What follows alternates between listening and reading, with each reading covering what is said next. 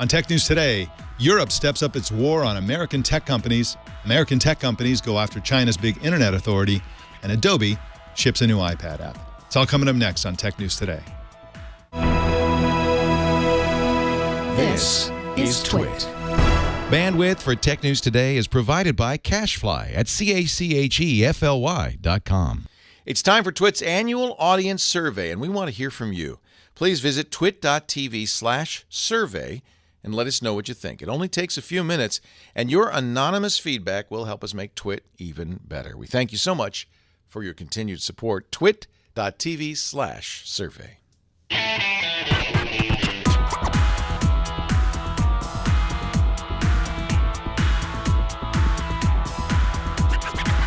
This is Tech News Today for Thursday, April 2nd, 2015. This episode is brought to you by Prosper. Prosper is a peer-to-peer lending marketplace that connects people who are looking to borrow money with those who have money to lend. Visit prosper.com/twit and receive a $50 Visa gift card when you get a loan.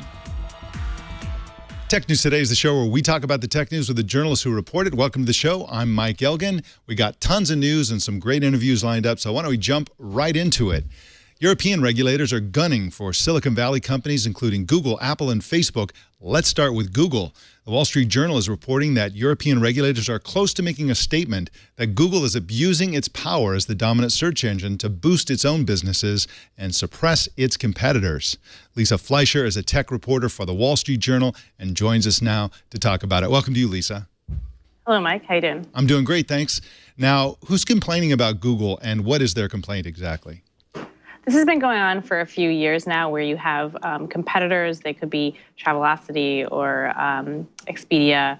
I'm sorry, I think I said Travelocity, I meant TripAdvisor, who say that their results are artificially pushed down in search because Google will bump up their own services. So, I don't usually click to the second page of search results. I'm not sure if you do, but they're trying to get that all important above the fold, as you say, results. So this has been, there's been those big companies that we know, and also much smaller companies, some based here in Europe, who have made complaints going back to 2010. Now, of course, it's an old complaint, and it's a very difficult one to get your to get a handle on, because essentially Google's argument is, well, if we put our product first and another product on the second page, it's, the fact is that other product isn't as important or big or whatever as the Google product. And then the argument in the other direction is, yeah, but the reason we're not as big is because you keep putting us on the second plane. So it's like this circular argument. But how long has Europe been investigating this? It seems like they've been after this for a long time. Yeah, exactly. You described it just right. And the complaints have been investigated, I think, since 2010. So there's been this long, drawn-out process, and I think lots has changed, in fact, since the first time that these complaints were lodged. There have been 3 attempts to settle, and each time the settlement was scuttled because of one reason or another. Most recently, some of the European nations, Germany and whatnot, thought that the settlement just wasn't tough enough, so they felt that they might have a better shot if they brought an actual case against Google. And here in Europe, just over the last year, we underwent a transition at the top of some of these organizations, a new government. And so with a new person in charge of the antitrust organization, she's going after them, it appears, to go towards a court case rather than a settlement. I see. And one of the problems I suspect is that Google's market share in Europe is gigantic. I mean, you go to other markets. In the U.S., there are other alternatives like Bing and so on, and in some countries like Russia, Google isn't even the dominant player on some platforms. Yandex, for example, in Russia, Baidu in China. Why hasn't a search engine emerged in Europe? It seems like that's something that Europe could have done. And why are Europeans so obsessed with Google? That's a really good question. I was really surprised when I came here how dominant Google is. It doesn't actually really make a huge difference in my everyday life and how I feel or how the internet seems to me. But when you look at the numbers, there is a big difference. So Google is 90% has just over 90% of the search traffic on desktops, according to Stat Counter. And that's compared with about 75% in the United States. And I think my guess is that, and I guess this is just anecdotal, but, a lot of people in the States might have had Yahoo as their homepage, or they never changed it. And I'm always surprised how many people have their homepage set to something random that they put once and never really thought about it again, or maybe they just really like it. But I think it has to do with homepage. It's my guess. I see. We got some more news for you in just a sec, but first I want to tell you about Prosper. Sometimes you need to make a loan, but you don't want to go to the bank. You don't want to borrow it from family and friends. What you want to do is go to Prosper, because you can borrow money from somebody who wants to invest in you. You can borrow up to $35,000 in as few as 5 days, and that is a low fixed rate loan. You can pay off credit cards, fix up the house, put it into a new business, remodel the kitchen, whatever it is you want to do. This is the way to finance it. Don't rack up more debt on your credit cards. You can pay them off instead with Prosper. And you can check out your low rate without affecting your credit. Just go to prosper.com/twit. And for a limited time, Prosper is offering Twit viewers and listeners a $50 Visa gift card with your low-interest loan. You can get up to $35,000 in your account in as few as 5 days and a $50 Visa gift card. Just go to prosper.com/twit for this special offer just for the Twit Army. And we thank Prosper for their support of Tech News Today. Now, Facebook is also facing scrutiny in Europe, but over its privacy practices. What are European privacy watchdogs concerned about when it concerns Facebook? Yeah, so it's really another thing that Europe is very different from the US in is privacy. We have these national regulators, these privacy watchdogs, who are sort of making sure that companies are doing right by personal data or personal information, your name, your email address, cookies on your computer. When we're talking about Facebook, that's what we're talking about.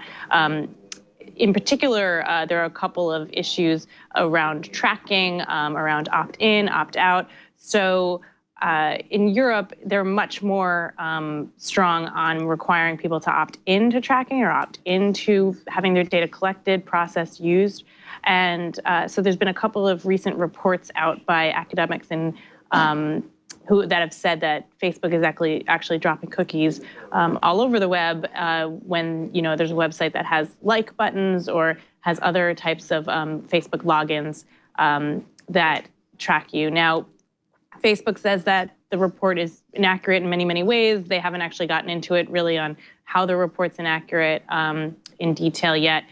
The other thing that Facebook does is it combines, or one of the things that they're looking into is how it combines the data about you from WhatsApp, Instagram, all the different services that Facebook has, and to kind of put together a better picture of you, put together a better picture of who you are for their targeted advertising. And there's all sorts of regulations on how you can actually combine all that data here.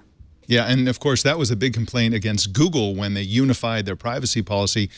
And unifying a privacy policy is simply a way to say that you can basically harvest personal data over here and then take that data along with other data and sell ads over there. And that was important for Google Plus because Google Plus doesn't have ads, but it was a great place for them to harvest data, which then the ads could be displayed on search or in Gmail or YouTube or whatever.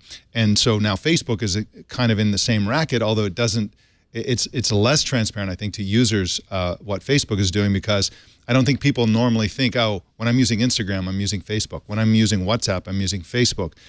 But as far as Facebook is concerned, you absolutely are. And this is, I think, the essential problem. Part of it is the amount of data that's being collected. Part of it is what they're doing with that data. And part of it is the gulf between what they're doing and what people think they're doing. And so that is yet another problem. Now, Lisa, let me just, before I let you go here, is there a pattern? I mean, our next story is also about Apple's scrutiny by the European regulators over Apple. I'm not going to ask you about that one, but is there a beef, generally speaking, with American technology companies in Europe? What is the problem there? There seems like they don't seem to go after Chinese companies. They don't seem to go after anybody except a group of companies that are really within like a 10 square mile radius in Silicon Valley. Is it just a coincidence, or is it just that these happen to be the companies that are dominant and are doing things that are objectionable and possibly counter to European law? There absolutely is a pattern, whether it's specifically because they're targeting Americans or because, let's face it, those are the big companies that have to do with our personal information, our privacy, our data. Oftentimes when you talk to people in Brussels, they'll say, oh, it's not just about the United States. It just so happens that these companies are all American. And similarly, they'll point out and say that, look, some of the complainants against Google or some of the people who are the companies that are most heavily lobbying against some of Google's practices are also American. For example, Microsoft has backed a lot of complainants to Google. So, it certainly has a bit, it's certainly a bit of a coincidence, but at the same time, then with all that sort of confluence of similar cases, it is, in itself sort of organically turning into something like that. You saw the President Obama, I don't remember when it was, a few months ago now, on Recode, the Recode interview. He said that basically, Europeans shouldn't, try to legislate their way or regulate their way into competitiveness with the U.S. So, here you're also seeing then a little bit of bristle and pushback on that. So, whether it started out as a coincidence or not, it's certainly turning into a real thing. Yeah, it certainly is. Well, Lisa, I want to really thank you for coming on, and we got a little late start here, and you were very patient with us, and I appreciate that. Lisa Fleisher is at WSJ.com. That's the Wall Street Journal's website, and you can follow her on Twitter at Lisa Fleisher. Thanks for joining us today, Lisa. Great. Thanks so much. Great being here. Well, European regulators are also scrutinizing Apple's deal-making with the music studios for streaming music rights for their upcoming Beats music service, according to an exclusive in the Financial Times. Now, several labels and digital music companies have been contacted by the European Commission. According to the report, they basically send them a questionnaire saying, are they contacting you about this? What are they saying about that? And it's likely that a competitor or group of competitors have complained. The main competitors, of course, are Spotify, Deezer, and Google. What's interesting about this to me is that with Facebook and Google, for example, these are dominant players. Within Europe, Facebook is by far the biggest social network. Google is by far the biggest search engine. But when it comes to streaming music, this is a rare category where the leader is a European company. Spotify is actually a company called Spotify AB, and it's a Swedish company. And so this, if you are cynical and suspicious, this appears to be a form of protectionism. So in the other cases, they're trying to knock down the leading powers, which are not Europe. And in this case, they're trying to potentially protect the leading company, which is European.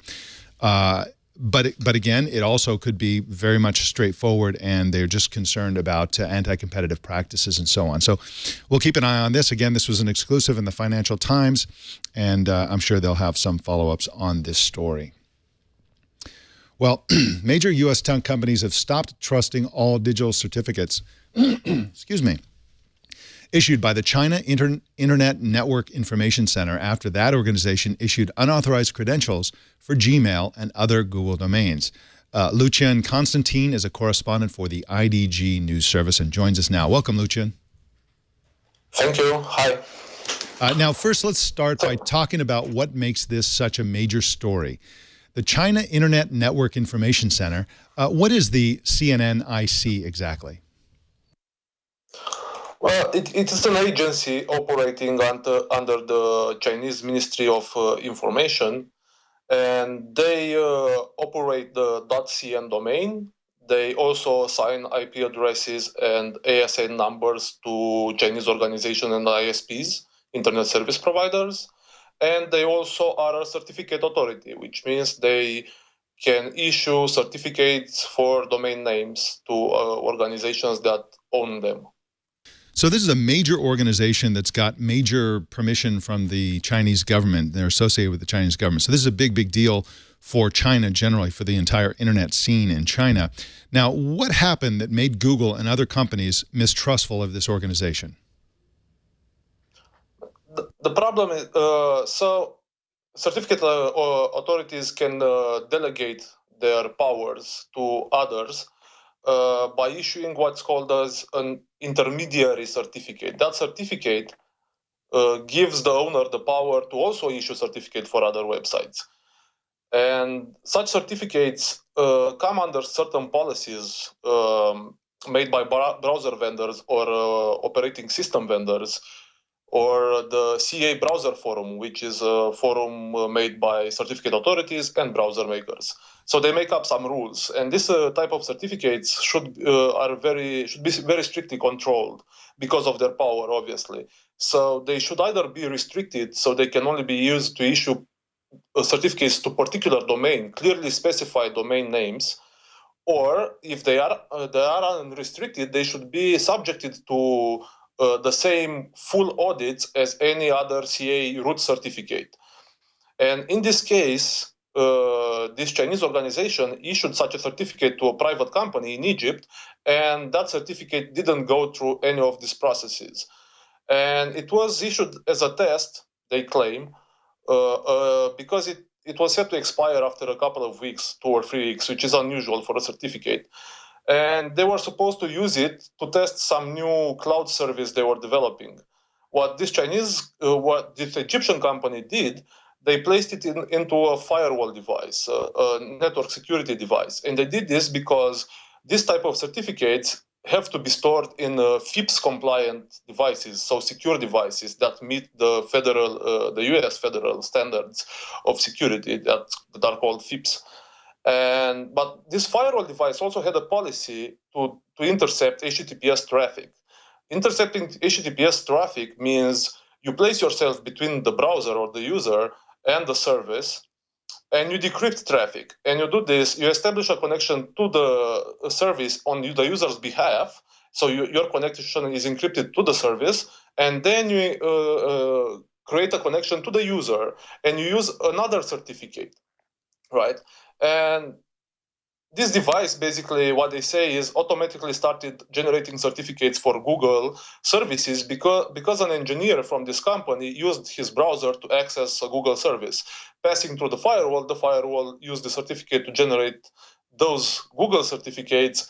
And Chrome has an option, has a feature that notifies Google automatically when this happens, because those are unauthorized certificates generated without Google's permission. And what action did Google take after this happened? Like, what did Google and these companies do exactly? Well, initially, what they did, Google and Microsoft and Mozilla, was initially blacklist the intermediary certificate that was issued to the company in Egypt, as well as the end certificate for the Google domains, the rogue certificates, the end user certificates, right? What they are doing now is punishing this Chinese certificate authority for not following the rules when it comes to issuing such powerful intermediary certificates, right? And this is actually not the first time this has happened. It has happened, first time, I think it has happened in 2012, a CA called Trustwave, it's a company. And they also operate as a certificate authority. They issued such a certificate to a private company for use on the internal network, and they also placed it in a data protection network appliance that basically did the same thing. At the time, Trustwave publicly admitted this when it was discovered and said that it is an industry-wide practice. And browser vendors were a bit, they said it's unusual that this is considered an industry-wide practice. And since then, they've made clear policies that prevent this type of behavior. But it still happened. TurkTrust, it was a Turkish certificate authority, accidentally issued some certificate to the municipality of Ankara. And those certificates were flagged as intermediary certificates by mistake. And someone at the municipality of Ankara placed them in a firewall. The same thing happened. Then, so does that mean that the CNNIC could be rehabilitated and could be given the stamp of approval again if they straighten up and fly right here? Right. The problem is that those past cases, people thought that the browser vendors weren't too harsh with them after that happened, right? And now I don't think they could have let this incident pass without a serious sanction as well, because then it means that there's no point in having rules if you don't enforce them, right? If you don't have the guts to take action, harsh action when this happens. And in this case, the action is kind of harsh. It's not that. What it means is that all certificates that this CA will issue from this point forward will no longer be accepted in Chrome and most likely Mozilla, but Mozilla hasn't made this announcement official yet, but that's what it's considering. Interesting. But they will continue to trust all the past certificates. So all certificates that this CA has issued until now will continue to be accepted. Google said for a limited period of time. Mozilla said until this CA will go through the process of recertification, which is actually to reapply to be included in Firefox, which can take up to a year. So, yes, I mean... It could happen, but it's going to take a while. Yeah. Google says the same thing, that they will allow this company to get back in, be trusted again if it goes through the process of reapplying again. So interesting, and they almost certainly will. And I'm sure that this is an embarrassment to the Chinese government, which which is basically allows them to operate as they do within China and globally. Lucian Constantin is at idgnews.net, and you can follow him on Twitter at @Constantin. Thanks for joining us today, Lucian. Thanks for having me. All right. Bye. Well, Adobe today shipped an iPad app called Adobe Slate, which is a free app for consumers that enables people to create visual stories. Jackie Dove is the creative editor for The Next Web and joins us now to talk about it. Welcome, Jackie. Hi, how are you? I'm doing great, thanks. Now, how does this app work? Okay, so it's really easy. I busted it open, and within I would say about 7 minutes, I had a beautiful presentation. And I was a little surprised because generally it takes a little bit of time to get used to a new app. But this one was definitely really easy, point, switch, shoot, and, just gather your pictures. You can take pictures from your iPad, whatever you have locally on your iPad, or if you have an Adobe Creative Cloud account where you keep high-resolution images, you can go ahead and go into your Creative Cloud account and download images from there. And you can go ahead and just type text in, copy and paste text in, just go through a very programmed way of creating your document. Jason, is this live B-roll that you're doing right now? All right. Don't try this at home, folks. He's a trained and licensed professional.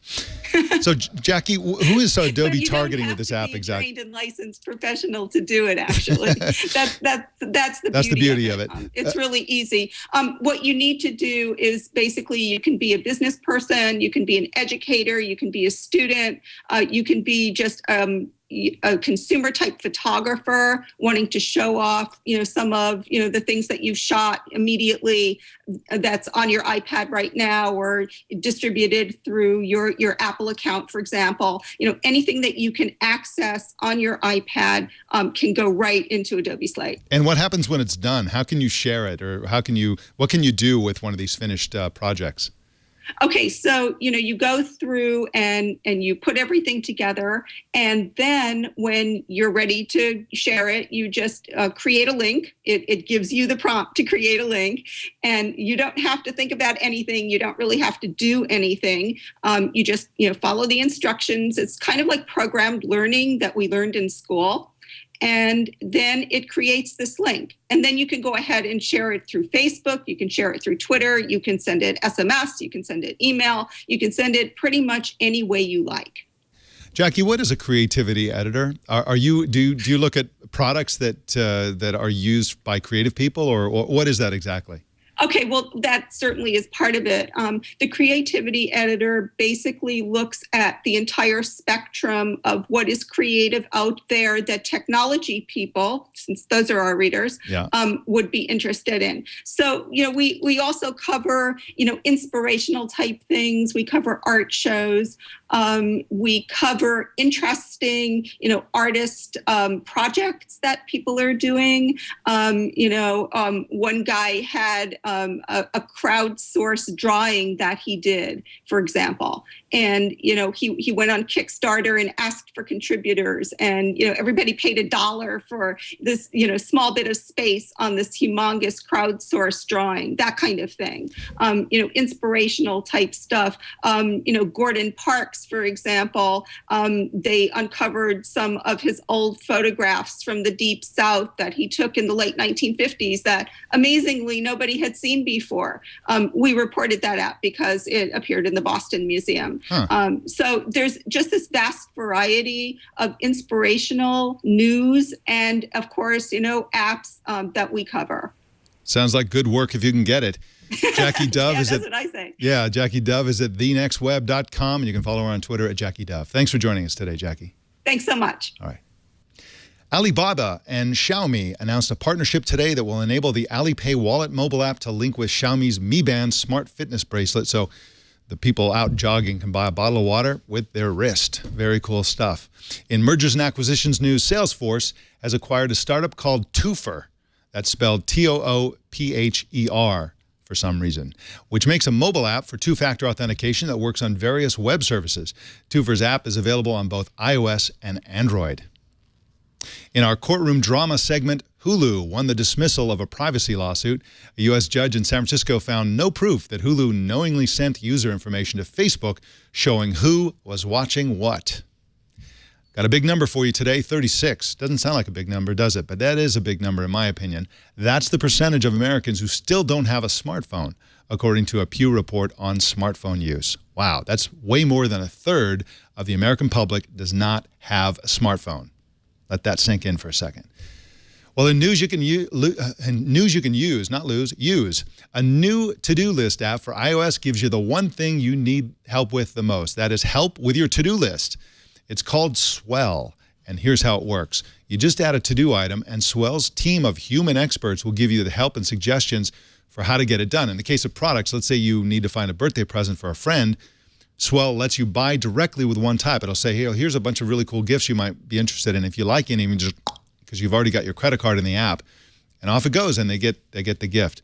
To check this out, just go to tryswell.com, and that's the website we're looking at there. Well, in feedback news, we got an email from Jimmy Gaston, who wrote, I've been using Hangout Voice to talk to my girlfriend back in the States while I'm working in Mexico, but I tried out the WhatsApp voice function last night and this morning. We reported on this earlier this week. We talked for a full 2 episodes of Friends, and again for about 10 minutes this morning with no interruption.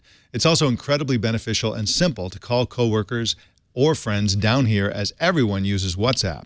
For my professional, international, professional, and personal communication, it will probably become my primary voice medium. Ouch, that is bad news for Google Hangouts. Also, he says, great show. I listened through the Podcast Addict app. Good to know. Well, our TNT fan of the day is Peter Cuppett, who posted this picture on Google+, proving that you don't have to wear pants to watch Tech News Today. And there we are, kicking back, living off the fat of the land. How do you watch or listen to TNT? Just record a video or take a picture of yourself or your setup and post it on Google+, Twitter, or Facebook, and use the hashtag HowIWatchTNT, and we will find it. You can subscribe to Tech News Today on TuneIn, otherwise known as TuneIn Radio.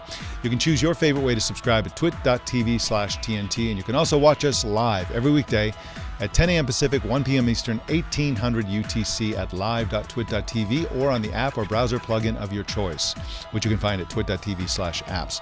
If you're ever in the California wine country, come on in and watch us live as part of our studio audience. And you can follow us on Twitter at Tech News Today TV. Let us know what you think. Send us an email to tnt@twit.tv or call 260-TNT-SHOW. And don't miss Tech News Tonight at 4 p.m. Pacific every weeknight. And that is the Tech News Today. My name's Mike Elgan. Thanks for tuning in. We'll see you tomorrow.